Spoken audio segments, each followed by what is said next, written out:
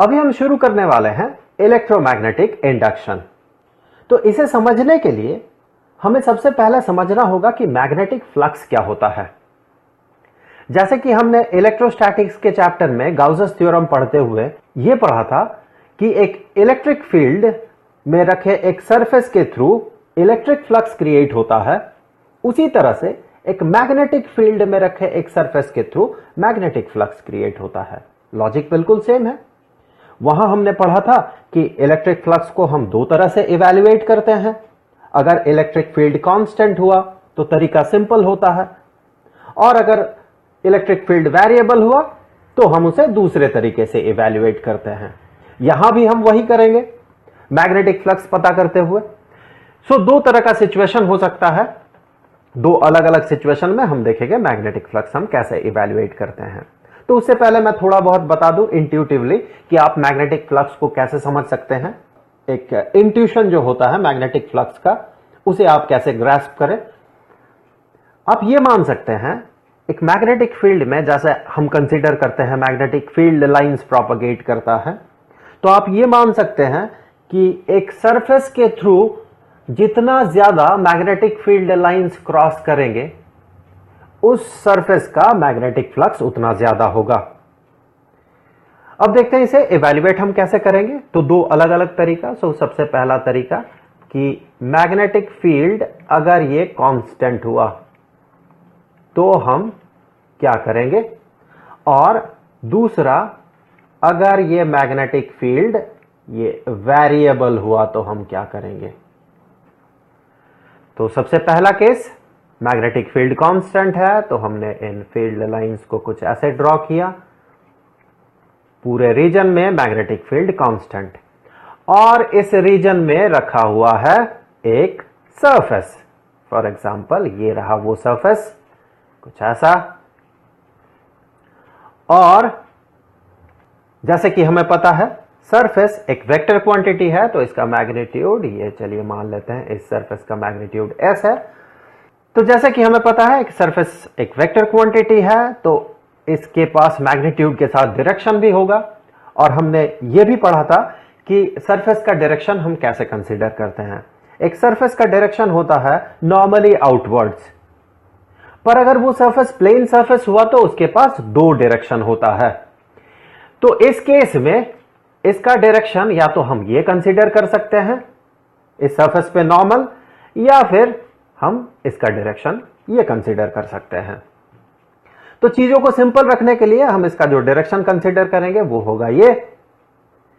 तो ये जो सरफेस वेक्टर है ये कुछ ऐसा, और ये सरफेस वेक्टर का डायरेक्शन इस मैग्नेटिक फील्ड के डायरेक्शन के साथ जो एंगल बना रहा है हमने माना वो एंगल है थीटा। तो जैसा कि हमने ये देखा था कि इलेक्ट्रिक फ्लक्स होता है इलेक्ट्रिक फील्ड और एक सरफेस एरिया का डॉट प्रोडक्ट, उसी तरह से मैग्नेटिक फ्लक्स भी होता है मैग्नेटिक फील्ड और सरफेस एरिया का डॉट प्रोडक्ट। तो इस केस में जो मैग्नेटिक फ्लक्स होगा वो होगा, फ्लक्स को हम नॉर्मली डिनोट करते हैं फाई से, और चूंकि ये मैग्नेटिक फ्लक्स है इलेक्ट्रिक फ्लक्स नहीं है, तो हम यहां पर या तो m या b अपेंड कर सकते हैं, जैसे कि हम इलेक्ट्रिक फ्लक्स में अपेंड कर सकते हैं यहां पर E। तो चूंकि ये मैग्नेटिक फ्लक्स है तो हम यहां पर लिखेंगे B या M, तो मैं B लिख रहा हूं। ये भी होगा मैग्नेटिक फील्ड और सरफेस एरिया का डॉट प्रोडक्ट। और अब इससे आगे हम कह सकते हैं कि ये मैग्नेटिक फ्लक्स ये होगा मैग्नेटिक फील्ड का मैग्नीट्यूड इनटू सरफेस एरिया का magnitude into cosine of angle between them. और इन दोनों के बीच का एंगल कितना है, इन दोनों के बीच का एंगल है थीटा। तो इस तरह से हम मैग्नेटिक फ्लक्स पता करते हैं जब इस पूरे सरफेस पे मैग्नेटिक फील्ड कांस्टेंट हो, इस सरफेस के हर एक पॉइंट में, अर्थात मैग्नेटिक फील्ड का मैग्नीट्यूड और डायरेक्शन दोनों कांस्टेंट हो, दोनों सेम हो। तो अब चलिए देख लेते हैं कि किसी सरफेस के हर एक पॉइंट में अगर मैग्नेटिक फील्ड वैरी करे तो हम मैग्नेटिक फ्लक्स को कैसे पता करते हैं। तो इसके लिए हम कंसीडर कर लेते हैं एक सरफेस एरिया कुछ ऐसा, इसके हर एक पॉइंट में मैग्नेटिक फील्ड वैरी करेगा।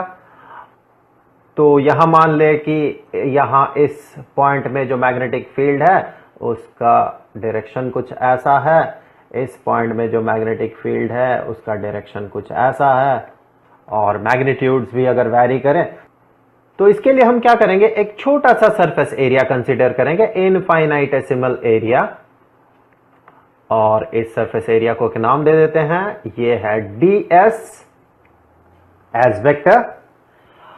और इस पॉइंट में बने मैग्नेटिक फील्ड, फॉर एग्जांपल मान ले कि मैग्नेटिक फील्ड कुछ ऐसा बन रहा है इस पॉइंट में, इस पॉइंट में बने मैग्नेटिक फील्ड को हम कांस्टेंट मान सकते हैं। फॉर एग्जांपल यहां पर मैग्नेटिक फील्ड है B, तो हमने माना इस पॉइंट में जो मैग्नेटिक फ्लक्स बन रहा है ये है d phi b। तो इस छोटा सा मैग्नेटिक फील्ड को हम कह सकते हैं ये है उस छोटे से रीजन का मैग्नेटिक फील्ड और उस छोटे से सरफेस का सरफेस एरिया का डॉट प्रोडक्ट। तो इस पूरे सरफेस का जो मैग्नेटिक फ्लक्स होगा, फॉर एग्जांपल ये अगर phi b हुआ तो इसे हम कैसे पता करते हैं, तो टोटल फ्लक्स ये हो जाएगा integration of d phi b, और इसे हम इंटीग्रेट कर रहे हैं, हमने माना ये जो सरफेस है इसे एक नाम दे देते हैं, ये सरफेस है S, तो हम इसे जो इंटीग्रेट करेंगे ये over the surface S integrate करेंगे। तो इसी को हम कह सकते हैं कि ये होगा surface integral of B dot ds over surface S। तो दो अलग अलग सिचुएशन में मैग्नेटिक फ्लक्स पता करने का दो अलग अलग तरीका।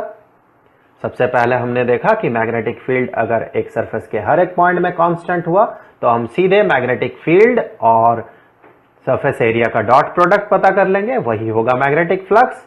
और अगर मैग्नेटिक फील्ड एक सरफेस के हर एक पॉइंट में वैरी करे तो हम सबसे पहले एक छोटा सा रीजन कंसीडर करते हुए उस छोटा सा रीजन का या फिर कहे उस इनफाइनाइटेसिमल एरिया का मैग्नेटिक फ्लक्स पता करेंगे, फिर हम उस फ्लक्स को उस सरफेस पे इंटीग्रेट कर देंगे तो हमें उस सरफेस का टोटल फ्लक्स पता चल जाएगा। अब चलिए देख लेते हैं कि मैग्नेटिक फ्लक्स का SI यूनिट क्या होता है। यहां पर देखिए मैग्नेटिक फ्लक्स होता है मैग्नेटिक फील्ड और सरफेस एरिया का डॉट प्रोडक्ट, अर्थात इसका जो यूनिट होगा ये यूनिट होगा मैग्नेटिक फील्ड का यूनिट जो कि होता है टेस्ला, और सरफेस एरिया का यूनिट जो कि होता है स्क्वायर मीटर, इन दोनों का प्रोडक्ट, जिसे हम वेबर के नाम से भी जानते हैं, और वेबर को इन शॉर्ट हम WB से डिनोट करते हैं। तो यह हो गया मैग्नेटिक फ्लक्स का SI यूनिट।